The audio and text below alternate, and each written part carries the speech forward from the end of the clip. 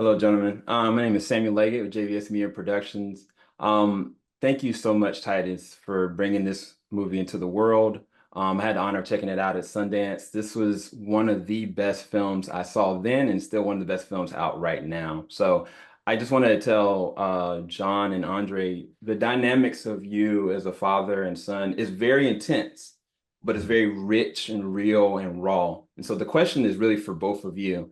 On the aspect of generational emotional trauma, I want you guys to kind of break down how did you guys work with Titus through the script to kind of prepare you guys to be vulnerable to the concept of what your characters are going through at that time, and then also dealing with the reality, the cost of forgiveness.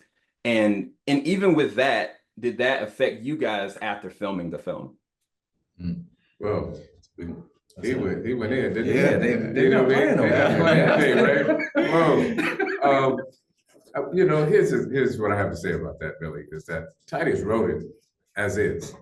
I mean, everything was on that page is what we portrayed in these characters. And it was not easy, but I can truly say to get these emotions across from what he had written, he made sure that it was a safe space and allowed us to tap into all those emotions that was on that page, that was in that script. And one of the greatest things that not only do I trust Titus and what he wanted to do with this and as a director, but I also trusted my castmate. You know what I mean? That I can go there and still not feel that I'm going to be, all the way out with this thing, that he was going to be able to catch me. And that's one of the reasons why you probably seen what you saw, but because it was already there. What we did was just actually just stayed in the truth of it, laid in it actually, slept in it, and just said what was there and felt it for real. And yes, I took it with me. I was feeling that like days on, even now, man. I mean, I'm still dealing with some of the stuff that I've learned from this film, man, So yeah, that's my take on it, right?